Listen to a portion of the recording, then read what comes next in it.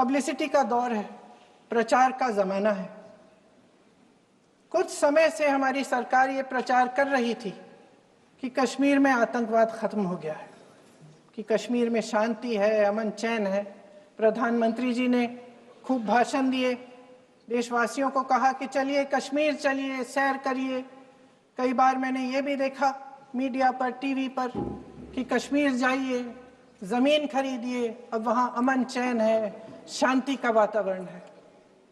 इसी बीच शुभम द्विवेदी, एक कानपुर के नौजवान, और उनके पूरे परिवार ने तय किया कि वो कश्मीर जाएंगे। शुभम द्विवेदी की 6 महीने पहले शादी हुई थी।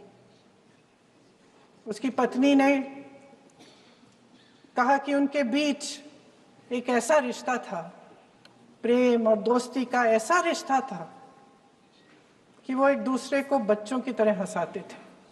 सोशल मीडिया पर एक वीडियो भी जारी है जिसमें पूरा परिवार एक साथ बैठा हुआ ताश खेल रहा है और ऐसे हंस रहे हैं, ऐसे हंस रहे हैं कि उस वीडियो को देख के किसी का भी दिल टूट जाए कि इस परिवार को इस तरह से उजड़ने क्यों दिया हमने। 22 अप्रैल 2025 को बैसारन वैली में मौसम का मिजाज अच्छा था। जैसे हर रोज लगातार 1000 से 1500 लोग वहां पहुंचते थे, उसी तरह से उस दिन भी तमाम पर्यटक वहां पहुंचे। वहां का रास्ता आसान नहीं है अध्यक्ष महोदय जी, जंगल से जाना पड़ता है, पहाड़ों के बीच जाना पड़ता है, घोड़े से जाना पड़ता है। ये परिवार वहां पहुंचे, मौसम सुहाना था, उनके बच्चे ट्रैम्पोलिन पे खेल रहे थे, कोई जिपलाइन कर रहा था, कोई चाय पी रहा था, तो कोई कश्मीर की सुंदर वादियों की ठंडी हवा का मजा ले रहा था। शुभम अपनी पत्नी के साथ एक स्टॉल पे खड़े थे।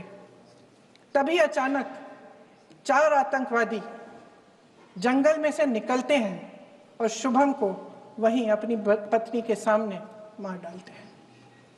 उसके बाद वे वहां से पूरे वैली में 1 घंटे के लिए लोगों को चुन चुन कर मारते हैं। किसी के पति को अपनी पत्नी के आंखों के सामने, किसी के पिता को अपने बेटे के सामने, चुन चुन कर 26 लोगों को मार डालते हैं। शुभम की पत्नी घबराकर वहां से भागने की कोशिश करती है, अपनी जान बचाने के लिए जंगल की तरफ दौड़ती है। वहां पता चलता है कि तमाम लोग जंगल की तरफ दौड़े हैं और अपनी जान बचाने की कोशिश कर रहे हैं। कोई अपने बेटे का हाथ पकड़ के पहाड़ों पर घसीटता हुआ जा रहा है, कोई कश्मीरी घोड़े वालों और गाइडों की मदद लेते हुए चले जा रहा है।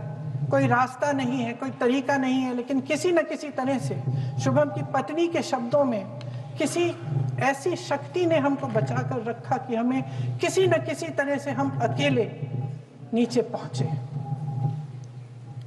और मैं उनके लफ्ज पढ़ना चाहती हूं, क्योंकि उन्होंने कहा कि इस पूरे समय जब 1 घंटे के लिए चुन चुन कर भारतीय नागरिकों को मारा जा रहा था, इस पूरे समय उसे एक सुरक्षाकर्मी नहीं दिखा, एक सैनिक नहीं दिखा।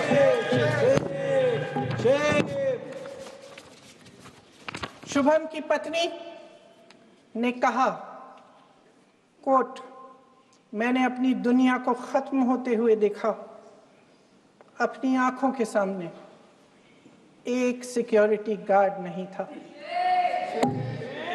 मैं ये कह सकती हूं कि देश ने, सरकार ने हमें वहां पे अनाथ छोड़ दिया था। सिक्योरिटी क्यों नहीं थी वहां? वहां पे एक सैनिक क्यों नहीं दिखा? क्या सरकार को मालूम नहीं था कि यहां रोज 1000 से 1500 पर्यटक जाते हैं? क्या सरकार को मालूम नहीं था कि यहाँ के को पहुंचने के लिए जंगल के रास्ते से जाना पड़ता है? अगर कुछ हो जाएगा तो लोग वहां से निकल नहीं पाएंगे। एक चिकित्सा का इंतजाम नहीं था, फर्स्ट एड का इंतजाम नहीं था, कोई इंतजाम नहीं था, ना सुरक्षा का ना फर्स्ट एड का। इन लोगों को भगवान भरोसे छोड़ दिया गया। ये लोग वहां पे इस सरकार के भरोसे गए और इस सरकार ने उन्हें भगवान भरोसे छोड़ दिया।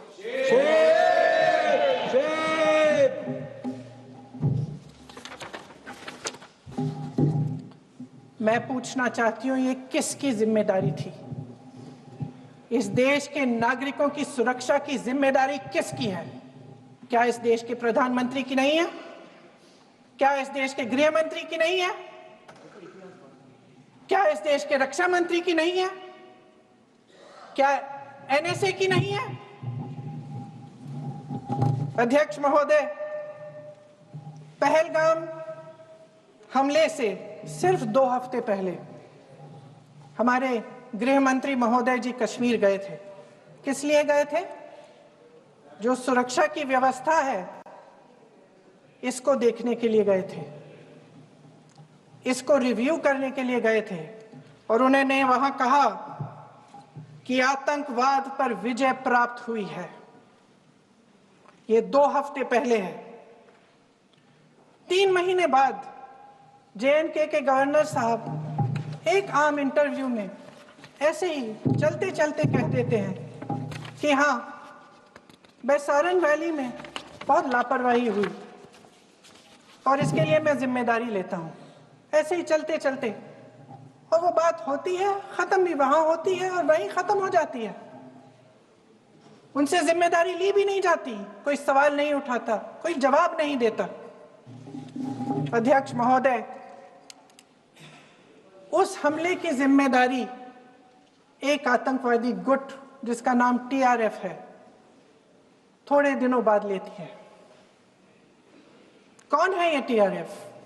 2019 में ये गुट बना। 2020 में इसने कश्मीर में आतंकवाद का काम शुरू कर दिया और 2020 अप्रैल 2000